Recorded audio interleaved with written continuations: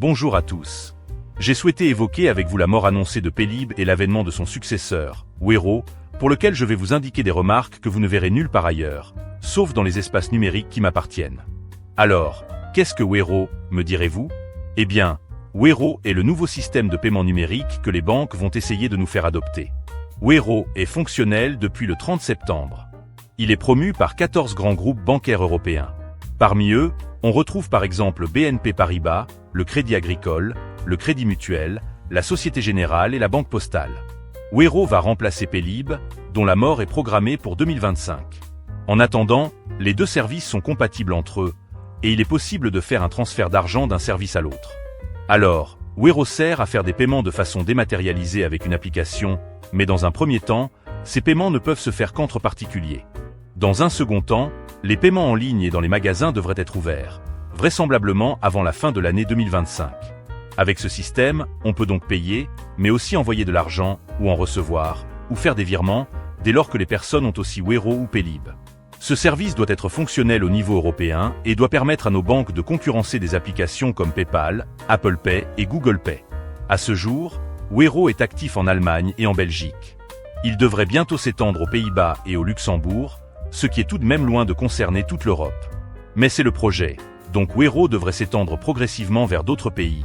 En tout cas, c'est le but. Bref, on nous vend le service en nous disant que tout est bien et que c'est surtout pour notre bien, selon une recette que l'on connaît bien désormais. Car effectivement, on le sait tous, les banques veulent uniquement notre bien et ne sont surtout pas intéressées par notre pognon. Bon, abordons maintenant les questions qui fâchent avec Wero. Oui, il faut bien y passer, sinon ce ne serait pas rigolo. Des arguments un peu similaires à ceux soulevés lorsque Carrefour souhaitait imposer des paiements avec la main sont passés sous silence. Ce projet a été retourné dans ses cartons avec perte et fracas, mais pourrait bien revenir prochainement. J'avais d'ailleurs fait de mémoire 2 vidéos sur ce projet carrefourtien. Donc, déjà, un souci avec Wero et tous les autres délires de paiement numérique, c'est qu'ils ne s'inscrivent pas dans une démarche de mode de paiement supplémentaire. Ils visent plutôt à devenir un mode de paiement à la place de quoi? Eh bien, tout simplement du paiement en numéraire, du bon vieux paiement en liquide.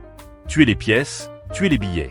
Voilà un bon vieux projet de nos amis les banques et de nos chers responsables politiques, tant au niveau français qu'européen.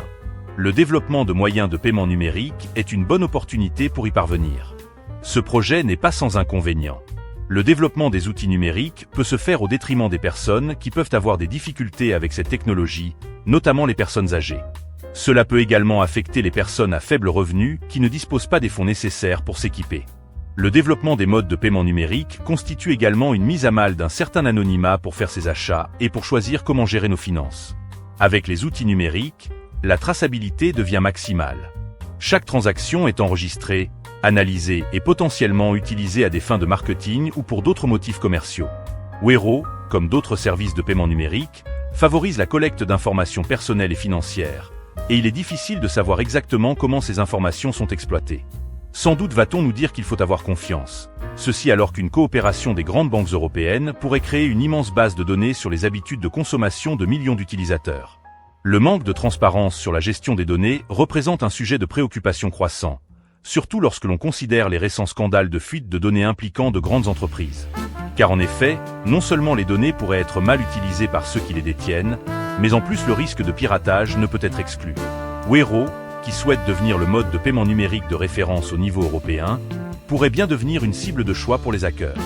Wero peut aussi constituer une sorte de tremplin pour l'instauration de l'euro numérique, une sorte de galop d'essai permettant de voir les réactions d'une partie de la population face à ce nouveau mode de paiement numérique. Wero peut ainsi présenter des avantages, mais il s'accompagne de risques importants, malheureusement bien souvent passés sous silence. N'hésitez pas à dire dans les commentaires votre opinion concernant Wero. Si vous avez aimé cette vidéo, un j'aime et un abonnement sont les bienvenus.